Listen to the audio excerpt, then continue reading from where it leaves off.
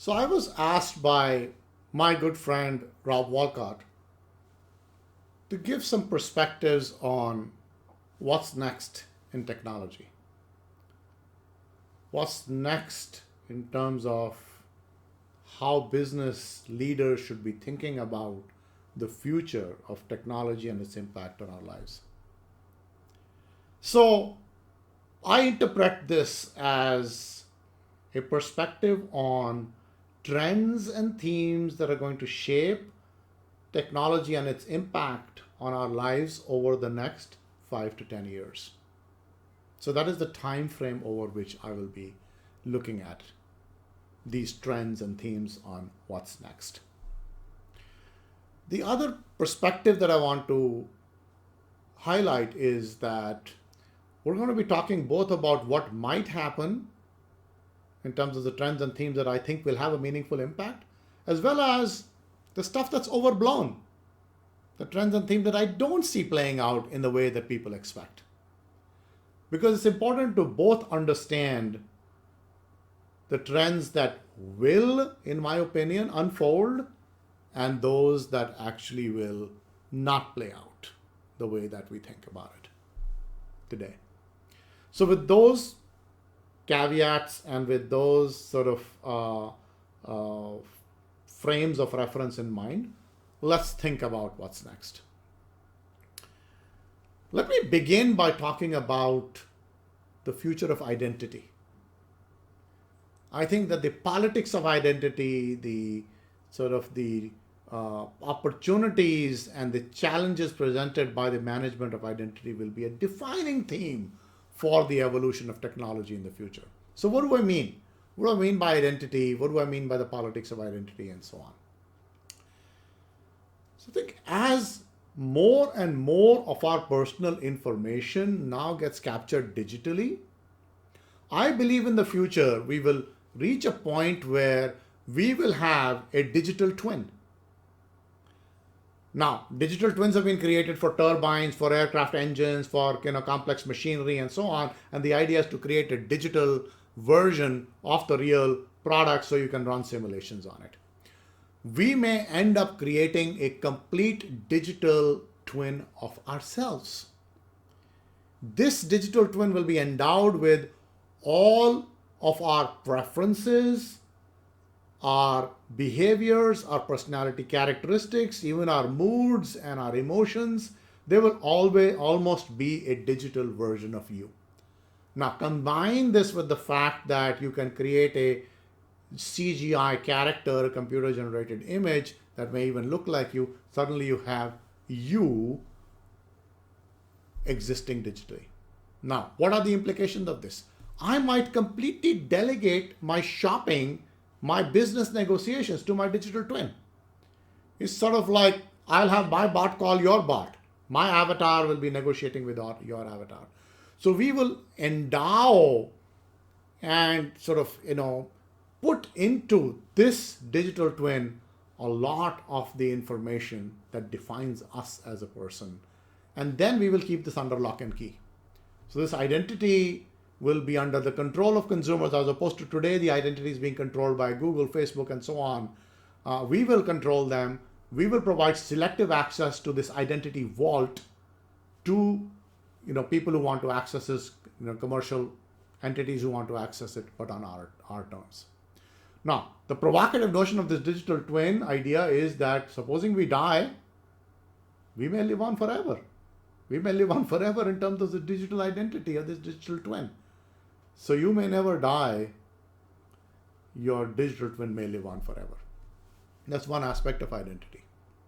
The other very interesting thing related to identity is the proliferation of deep fakes. Artificial intelligence through the use of adversarial networks, GANs, are able to create very, very realistic characters, which it's sort of impossible to recognize almost what's a fake and what's real. This deep fake idea will progress to the limit that we will have synthetic personalities. We will have, entirely sort of this person. There's a website called thispersondoesnotexist.com. So you'll have characters in the future, movies made in the future, And today China already has, and one of the Chinese news agencies has a news anchor who's not real. So this will be sort of the manifestation of these identities, and then these will be take on some troubling implications that you could create deep fakes of,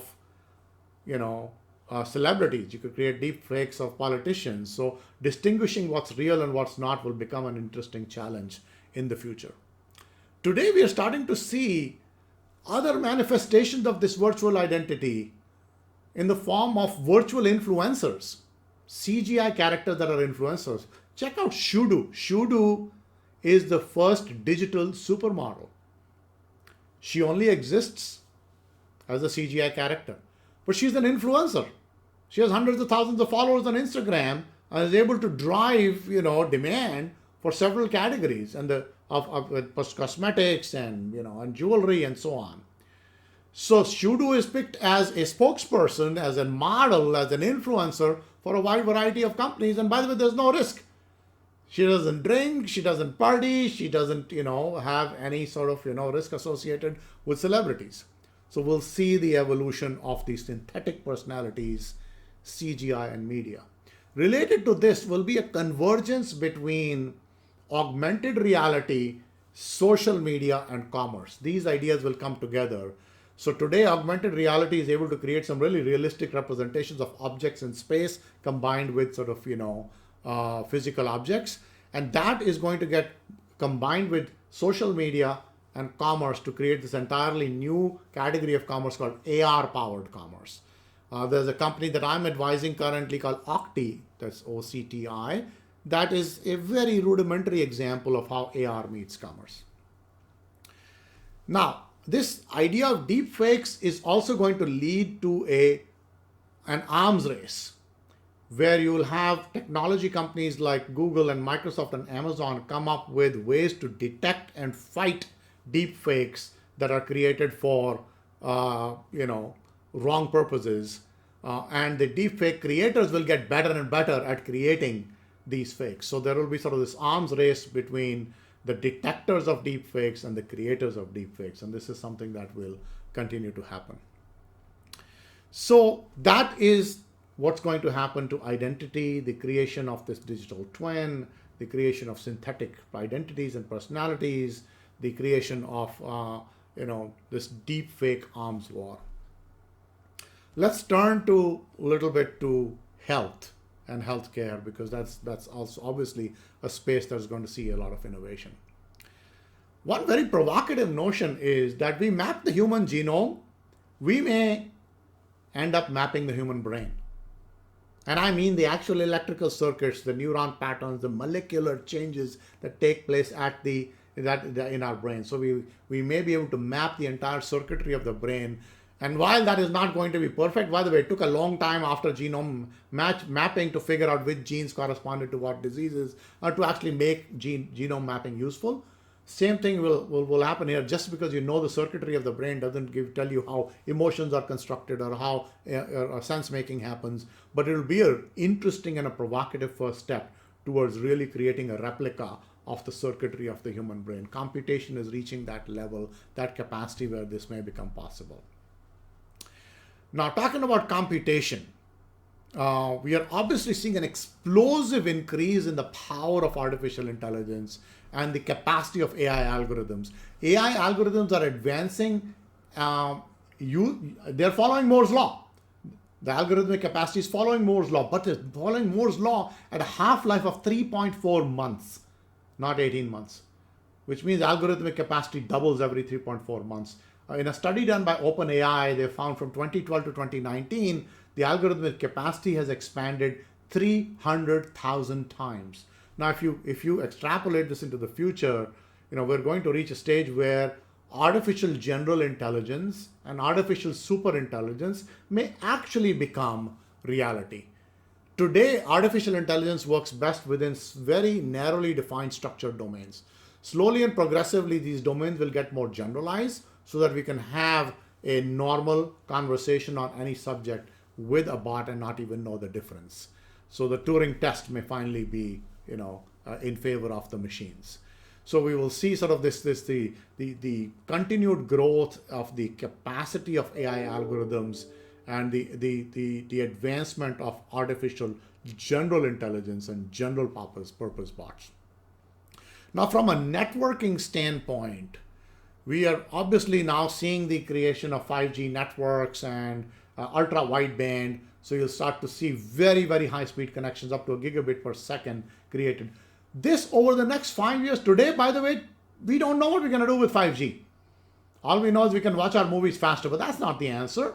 The real answer is next generation applications, ultra low latency applications, remote surgery, business to business application, vehicle to vehicle communication. So we will see the creation of new use cases that will finally make 5G, particularly 5G that's ultra wideband, useful in an innovative new way. And a lot of this will be machine to machine communication, object to object communication, and ultra low latency types of communication that will open up entirely new spaces. And today we don't know what those killer apps are, but they will become evident over the next few years. Because without that, 5G is a joke. 5G is just a faster version of 4G to do the same things. So for some time we'll be applying 5G and the enhanced network capacity to do the same things better, but you will ultimately end up doing innovative new things with this capacity, particularly with the gigahertz level of connectivity speeds that will become possible. What this will also do is that today there is a distinction between the edge of the network and the core of the network. The core of the network is where a lot of the computing happens, because the AI algorithms require a lot of computational power, and this is usually hosted in the cloud. The edge is used to gather data and to do some local computing.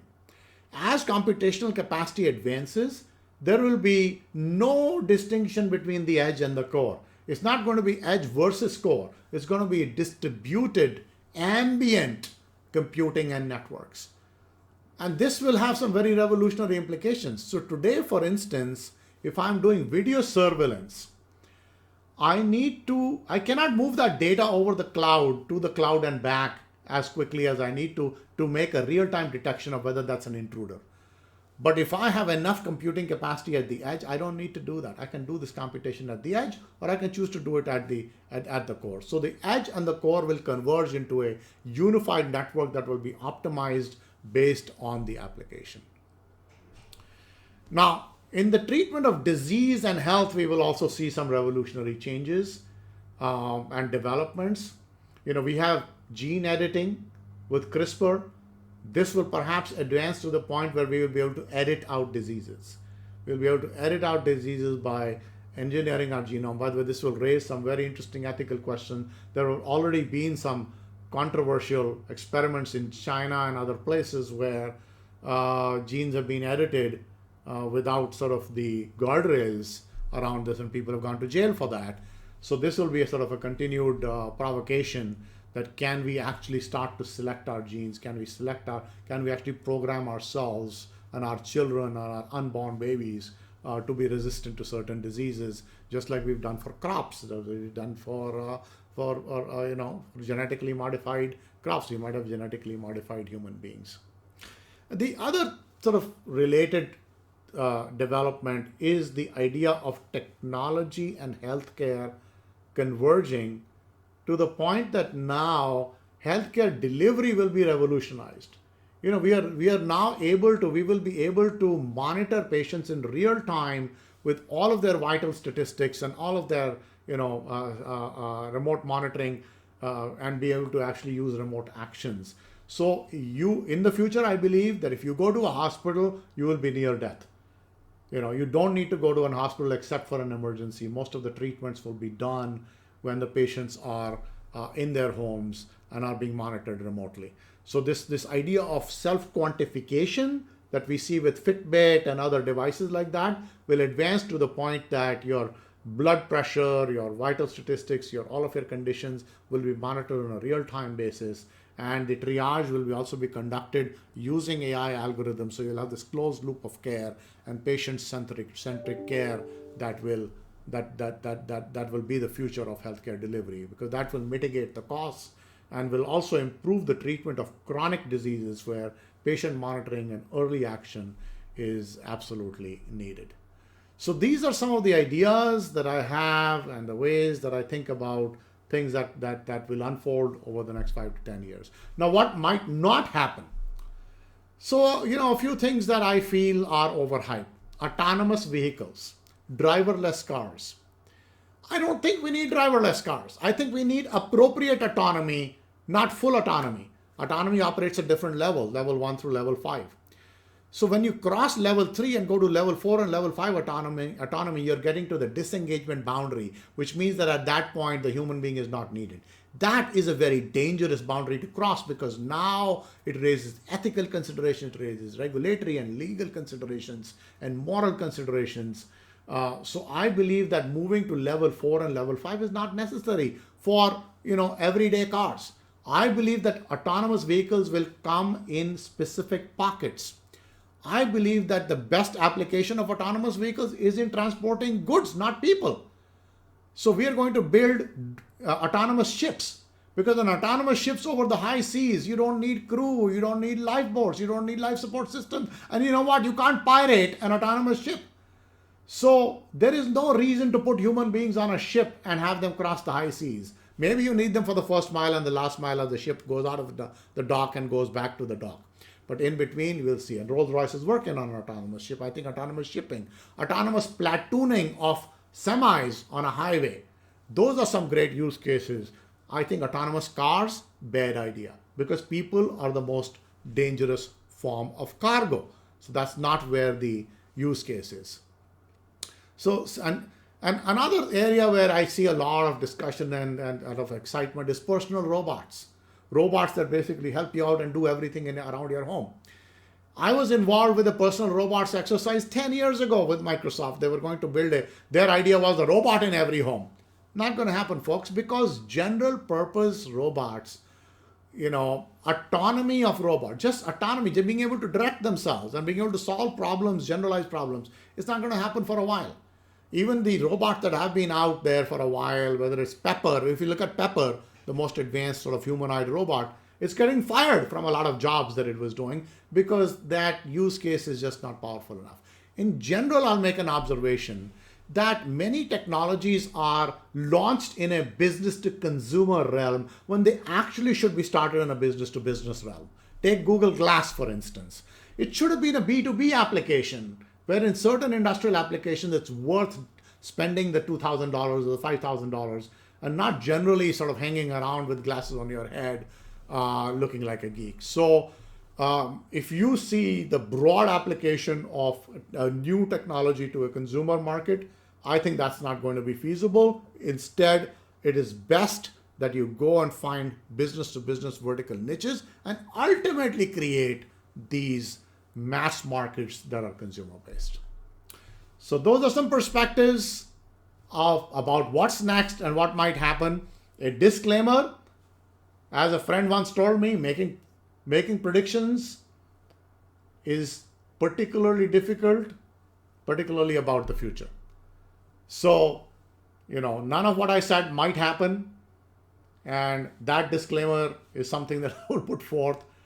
But you know what? We can speculate, and we can extrapolate, and we can interpolate. So these are some provocative thoughts about what might be next. I hope you enjoyed it, and maybe the future holds a lot of promise. I'm still optimistic. There are the dark sides, and I didn't talk much about the dark side, cybersecurity, and so on. I wanted to paint a more optimistic picture of what we might expect in the future.